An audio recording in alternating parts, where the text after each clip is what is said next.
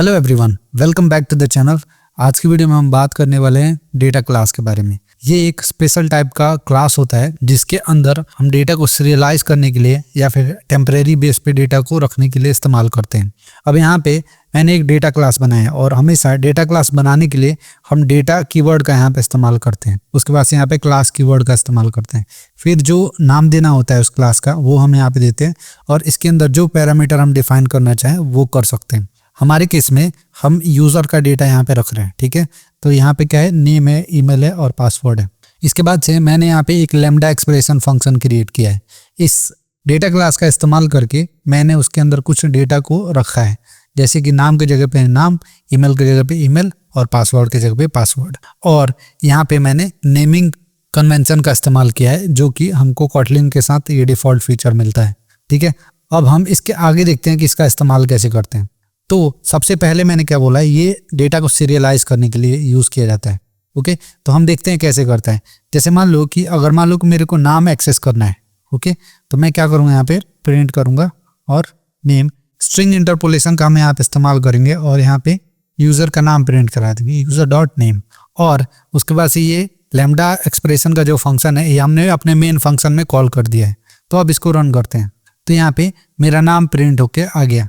वैसे ही अगर आपको ईमेल प्रिंट करना है तो यहाँ पे ईमेल कर सकते हैं और पासवर्ड प्रिंट करना है तो जो भी प्रिंट करना है आप वहाँ पे कर सकते हो। और क्योंकि ये डेटा को टेम्परेरी बेस पे रख रहा है, मतलब कि इसके अंदर परमानेंटली कोई डेटा हम सेव नहीं कर रहे और जितनी बार भी इसको इस्तेमाल करोगे इसका नया ही इंस्टेंस क्रिएट होता है, ओके। तो कोई भी डेटा इसके अंदर सेव होके नहीं रहता है और जितनी बार इसको यूज़ करोगे और उतनी बार उसके अंदर जो डेटा रखोगे वही डेटा इसके अंदर बस रहेगा। इन शॉर्ट मैं कहना ये चाहता हूँ कि ये जो डेटा क्लास है इसका इस्तेमाल तुम डेटा को पास करने के लिए करते हो। जैसे कि मैं एक फंक्शन बनाता हूँ यहाँ पे गेट यूज़र डेटा और इसके पैरामीटर में मुझे चाहिए यूज़र डेटा, ओके। और मैं क्या करना चाहता हूँ, इसको प्रिंट कराना चाहता हूँ या फिर इसके बेस पे कुछ भी ऑपरेशन मैं कराना चाहता हूँ।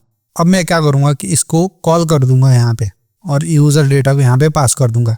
तो जब हमने यहाँ पे इसको पास कर दिया तो ये डेटा जो है यहाँ पे पास हुआ और जब तक यहाँ पे ये डेटा है तभी तक है, इसके अंदर कोई चीज़ सेव होके नहीं रह जाएगी, ओके।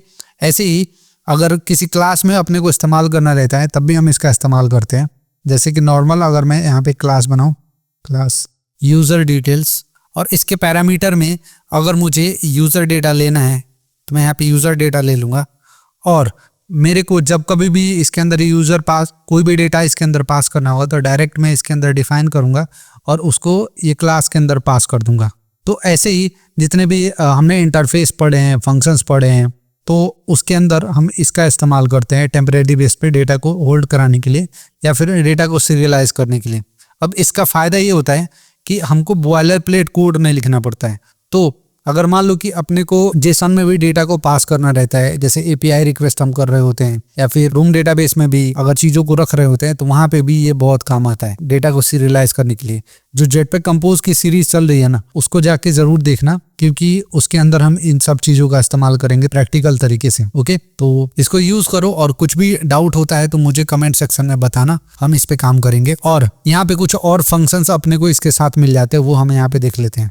तो जैसे मान लो कि अगर सेम डेटा को आपको डुप्लीकेट करना है तो आपको एक फंक्शन मिल जाता है यहाँ पे, जो इंस्टेंस हमने क्रिएट किया है यूज़र डेटा का उसको कॉल करना है और उसके आगे लिखना है डॉट और यहाँ पे कॉपी का इस्तेमाल करना है। तो क्या हुआ कि ये सेम इंस्टेंस जो है यहाँ पे आएगा और इसका एक डुप्लीकेट बन गया यहाँ पे। अब इसके अंदर जो चेंजेस करना चाहें आप कर सकते हैं, जैसे कि मैं नाम की जगह पे कुछ और रख देता हूँ। और अभी अगर इसको प्रिंट करा के देखेंगे तो आउटपुट आएगा, नाम की जगह पे ये तकनीकी निगाह आएगा, ईमेल की जगह पे ईमेल आएगा और पासवर्ड की जगह पे पासवर्ड। तो देखो यहाँ पे यूज़र डेटा में नाम की जगह पे तकनीकी निगाह आ रहा है, ईमेल की जगह पे ईमेल आ रहा है, पासवर्ड की जगह पे पासवर्ड आ रहा है। तो हमारा जो पहला वाला डेटा था उसको हमने कोई इफेक्ट नहीं किया उसमें और डायरेक्टली हमने उसका डुप्लीकेट बना लिया। अब अगर मान लो कि अपने पास दो डेटा क्लास है जिसमें कि दो डेटा है, ठीक है, इसका मैं कॉपी कर लेता हूँ 2। और अगर मान लो कि आपको ये दोनों डेटा को आपस में कंपेयर करना है कि ये जो डेटा क्लास है इसके अंदर सेम वैल्यूज़ तो नहीं है, तो उसके लिए यहाँ पे इक्वल का अपने को मेथड मिल जाता है और ये एनी एक्सेप्ट करता है। तो इस एनी के अंदर हम कुछ भी पास कर सकते हैं। तो इसके जगह पे मैं क्या करता हूँ, यहाँ पे यूज़र 2 को पास कर देता हूँ और अब यहाँ पे ये क्या रिटर्न करेगा, बूलियन रिटर्न करेगा। तो अगर सेम वैल्यूज होंगे ट्रू रिटर्न करेगा, अगर सेम वैल्यूज नहीं होंगे तो फॉल्स रिटर्न करेगा। रन करके देखते हैं इसको, तो यहाँ पे देखो ट्रू रिटर्न किया। अब मैं इसकी वैल्यू चेंज करता हूँ और अभी रन करते हैं तो देखो क्या आएगा, फॉल्स आया, क्योंकि अब इसकी वैल्यूज जो है सेम नहीं है।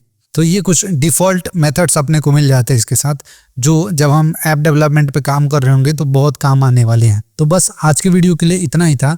इसको प्रैक्टिस करो और कोई भी डाउट आता है तो मुझे कमेंट सेक्शन में पूछना। और एक इम्पोर्टेंट चीज़ कि मेरे व्हाट्सएप ग्रुप का लिंक डिस्क्रिप्शन में पड़ा हुआ है, वो ज़रूर ज्वाइन करना, क्योंकि यूट्यूब टाइमली तुम तक नोटिफिकेशन नहीं पहुंचाता जब भी मैं वीडियोस डालता हूँ, तो मैं खुद से आपको नोटिफाई कर देता हूँ। तो हम मिलते हैं नेक्स्ट वीडियो में, तब तक के लिए बाय।